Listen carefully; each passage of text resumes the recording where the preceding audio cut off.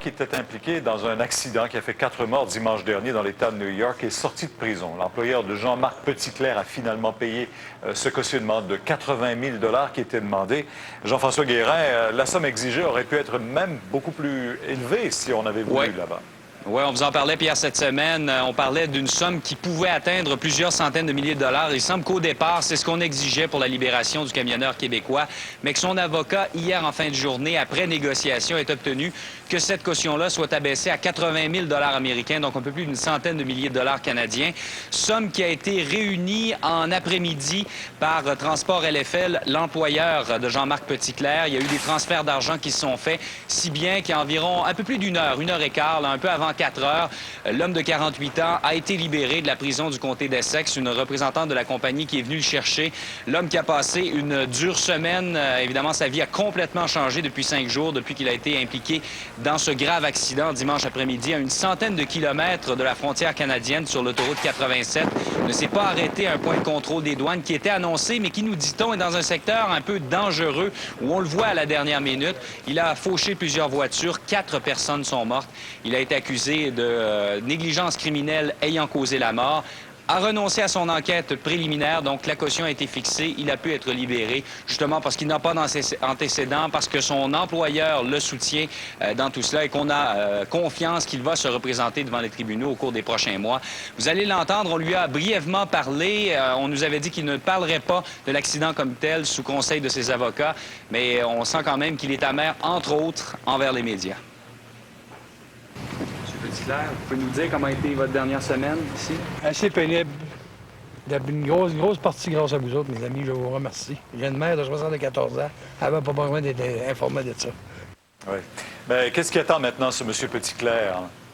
Au cours des prochains mois, donc, il y a un grand jury qui va étudier la preuve retenue contre lui. On n'a pas la date prochaine de sa comparution. Il devra se représenter au cours des prochains mois devant les tribunaux américains. Entre-temps, vous l'avez vu sur les images, il est blessé à un poignet, va recevoir des prestations de la CSST au cours des prochaines semaines et va recommencer à travailler par la suite. Son employeur a l'intention de le faire travailler uniquement au Canada. Et évidemment, il va être dans l'attente des procédures judiciaires, mais au moins, il va être auprès des siens.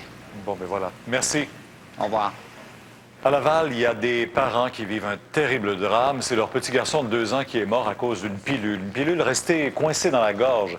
Charles Faribault, ça vient nous rappeler que les tout-petits peuvent facilement s'étouffer. Hein? Oh, pas juste les tout-petits, Pierre. C'est un drame, comme vous le dites, épouvantable. Ces parents-là ont littéralement vu leur enfant de 2 ans mourir devant eux alors qu'ils tentaient justement de faire baisser la fièvre. Ils lui ont donné un comprimé dur. Ce comprimé est resté bloqué dans la gorge, obstruant les voies respiratoires. Ils ont tout tenté. Ils ont été incapables de le faire. Ils ont fait venir Urgence Santé et malheureusement, on n'a pu que constater le décès. Il faut donc éviter, Pierre, de donner des comprimés durs à des enfants. Il faut aller plutôt vers des médicaments liquides ou d'autres sortes de comprimés. Et je vous invite à écouter le témoignage de ce pharmacien. Ce qu'on suggère, c'est d'écraser les comprimés comme il faut et le mettre dans tout simplement un jus ou tout simplement de l'eau et le faire absorber. Pourquoi ça étouffe? Parce que c'est farineux et ça bloque, ça colle aux à la gorge? Non, c'est que lorsque c'est dur, ça vient obstruer, ça peut aller dans le mauvais canal. Ah bon? Ce que le pharmacien disait, c'est qu'il faut le réduire en poudre. Si on n'en a pas à la maison, des comprimés qui se dissouent immédiatement au contact de la salive ou un sirop liquide comme tel. Alors, ce qu'on recommande, c'est surtout ça.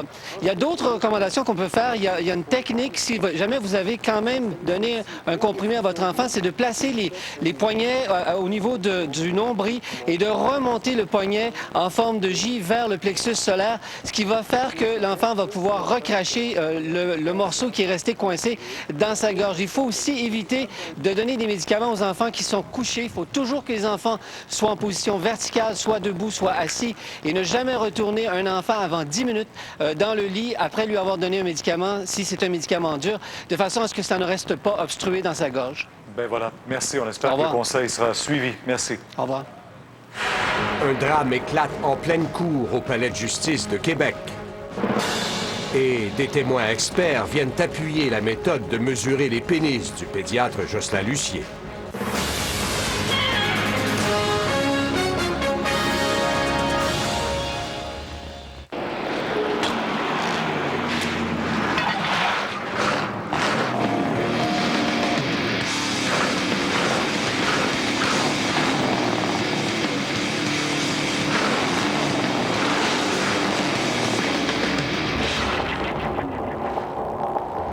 Tous les ordinateurs recherchent la vitesse. Offrez-leur Internet haute vitesse Vidéotron. Abonnez-vous pour seulement 29,95 $ par mois les 3 premiers mois. Le modem et l'installation sont gratuits et obtenez en prime 1 mois d'antivirus. Économisez en tout plus de 280 $. Pour profiter de cette offre exceptionnelle, composez le 1-877-380-2511. Pense-y même pas.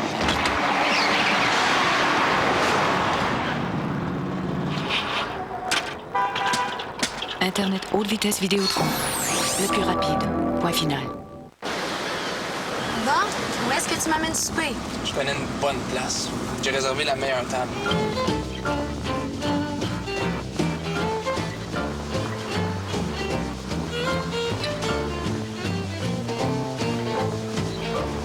Le nouvel Equinox de Chevrolet. Et la marée, elle monte ou elle descend?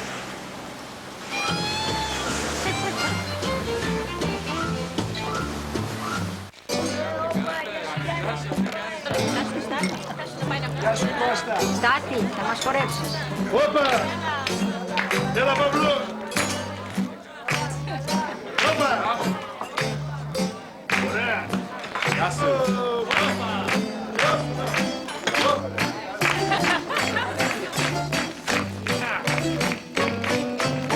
La pizza internationale à croûte mince de McCain.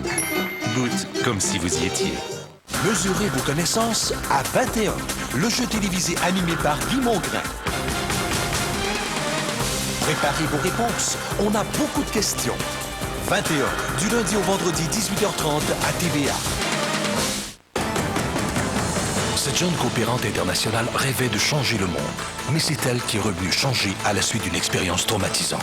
Et elle n'a reçu aucun soutien. Tout le monde se retire, personne n'est responsable. JE, ce vendredi 19h.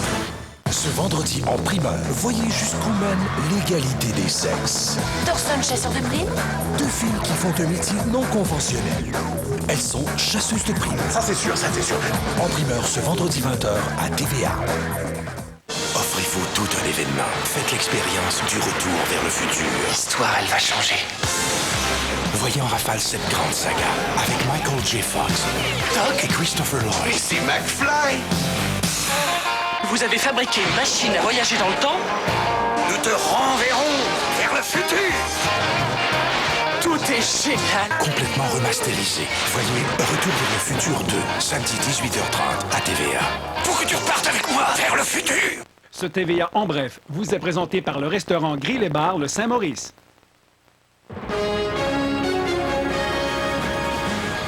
Bon après-midi, la ville de Trois-Rivières et ses policiers-pompiers rencontrent aujourd'hui l'enquêteur du Conseil des services essentiels. La ville réclame 1 million de dollars au syndicat de ses policiers, alléguant que leur moyen de pression leur cause des dommages.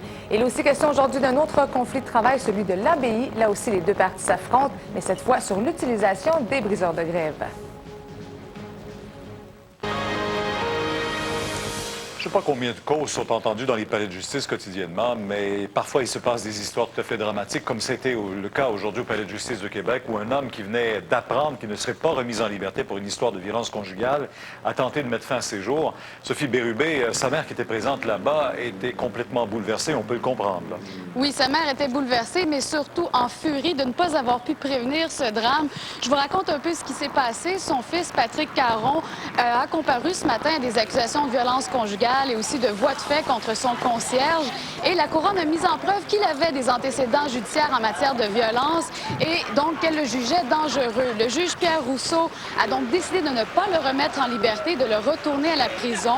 Il semblerait que Patrick Caron n'a pas accepté cette décision de la part du juge et vers 11h20, il a été découvert dans sa cellule alors qu'il venait tout juste de se pendre à l'aide d'une ceinture. Bon, comme vous avez pu voir sur les images, la mère a vu son fils partir en ambulance, mais plutôt que d'aller directement à l'hôpital, elle a décidé de retourner dans la salle des comparutions pour dire sa façon de penser au juge. Et comme vous pouvez l'entendre, le juge n'a pas du tout apprécié sa présence devant le tribunal.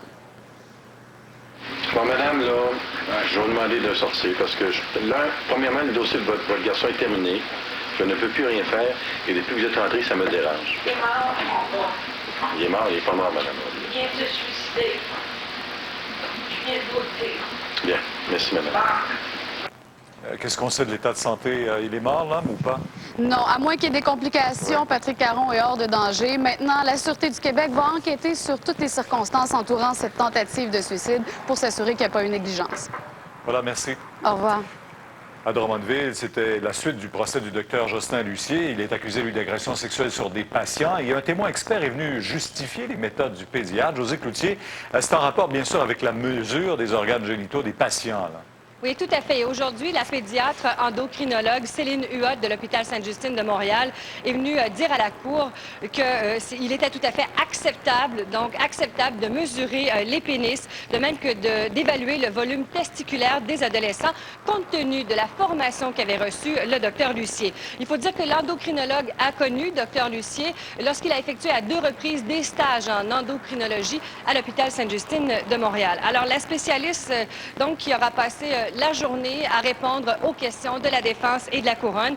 Et justement, en après-midi, elle aura dû un peu nuancer ses propos, puisqu'interrogée par la couronne, elle aura dû se résigner à dire que dans la majorité des cas, les mesures de pénis n'avaient qu'une utilité, soit celle de documenter les dossiers médicaux de Dr Lucier. Donc, un témoignage très long cet après-midi pour l'endocrinologue de l'hôpital Sainte-Justine. Et ça se poursuit que mercredi prochain. Hein? Oui, mercredi la semaine prochaine, il reste 2 témoins pour la défense, soit la secrétaire du Dr Lucier, de même qu'un biologiste.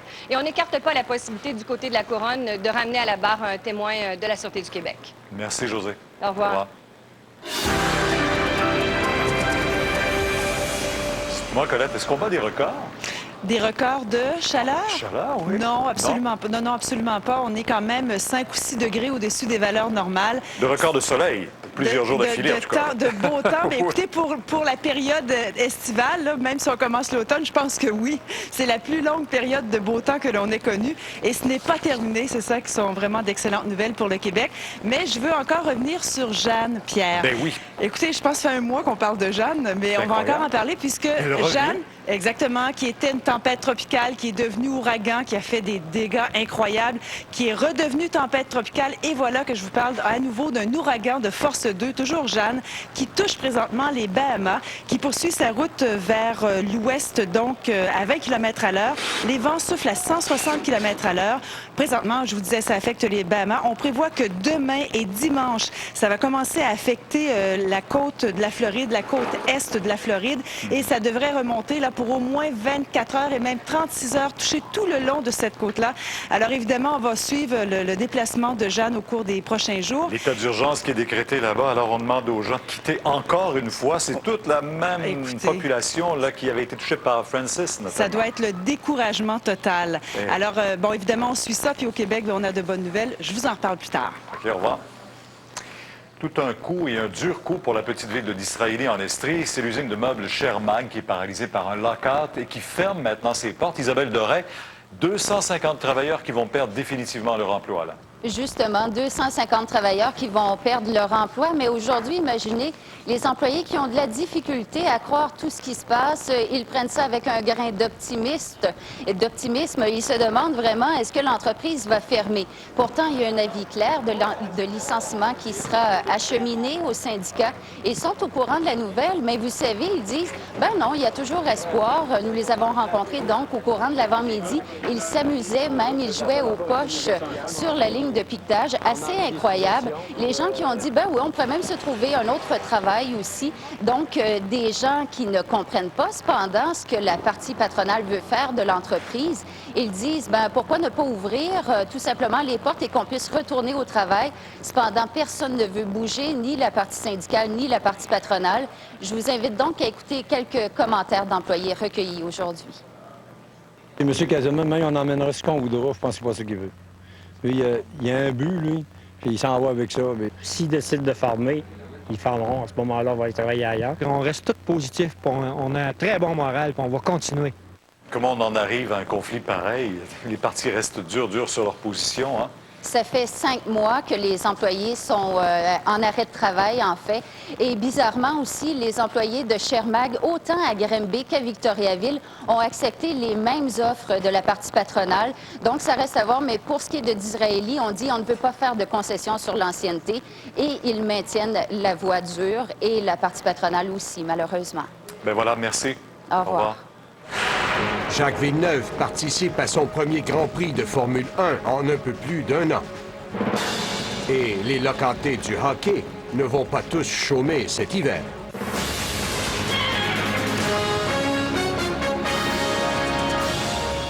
Le sous-titrage de cette émission vous est présenté par le tout nouveau magazine Poils et Foyer. Des idées de décoration, des conseils pratiques et un guide d'achat complet.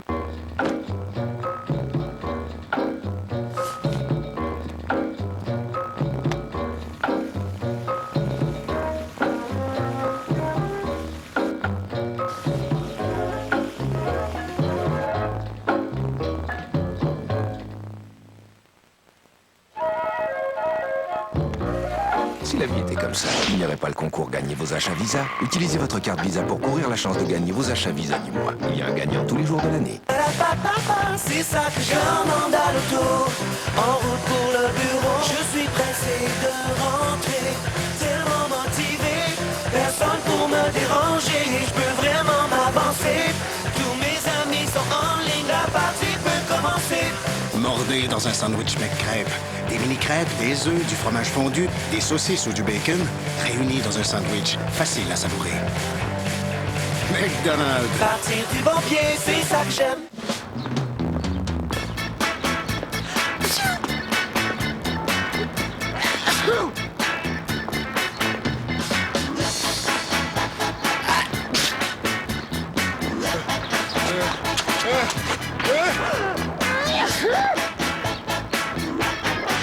Uniprix, ça fait du bien. Cette semaine chez Uniprix, papier mouchoir White Swan, seulement 47 cents. Huile énergisère, 8,49 $.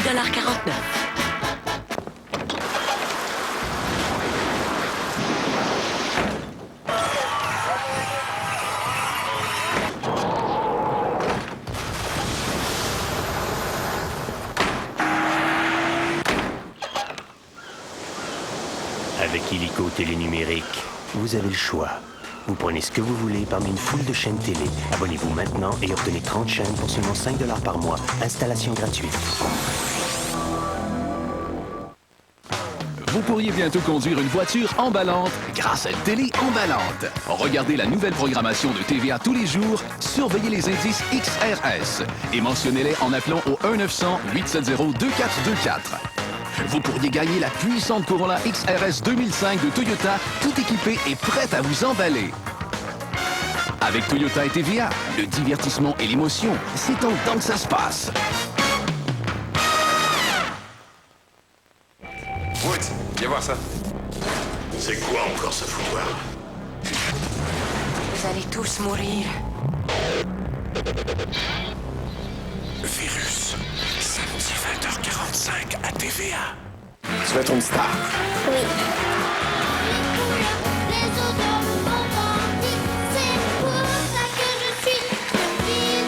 L'école des fans. Première ce dimanche 18h30. Une présentation de Leclerc.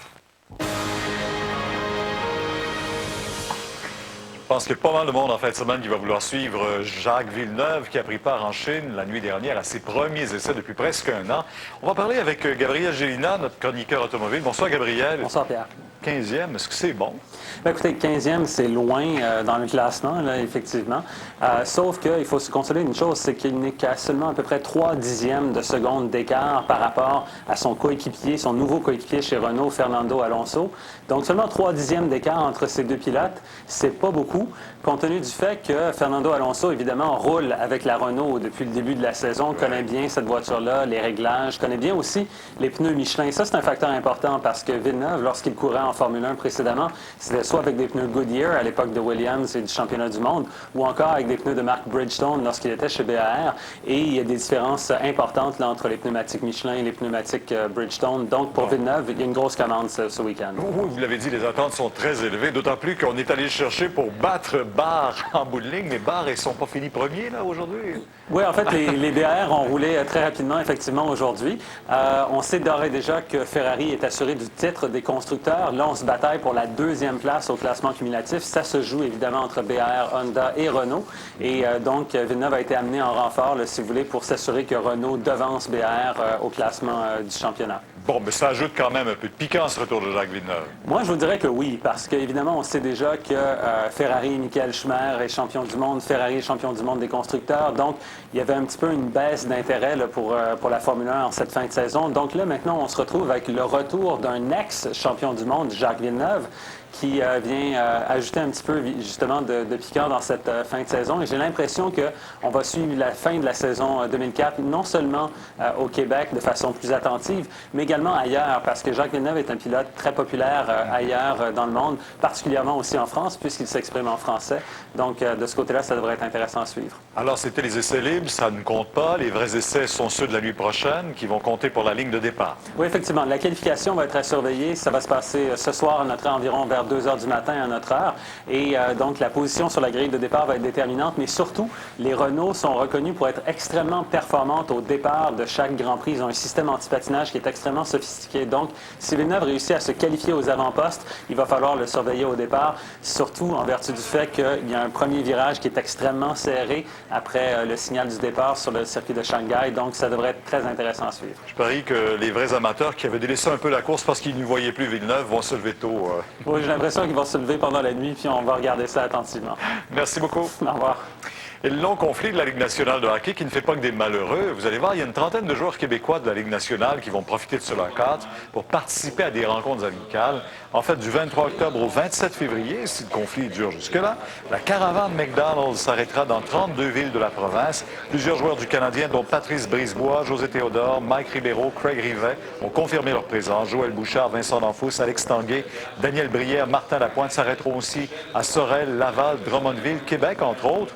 Et il faut dire que pour 20 $ seulement, vous allez pouvoir assister à des matchs de ces joueurs-là. Et les profits seront remis à des enfants malades et aussi à l'organisation du hockey mineur. Au retour, les propos optimistes de Danny Laferrière sur les lendemains de la catastrophe en Haïti. Mais cette catastrophe pourrait être le catalyseur d'une énergie nouvelle pour aider ce pays. Et à venir, un défilé de mode à la mode verticale.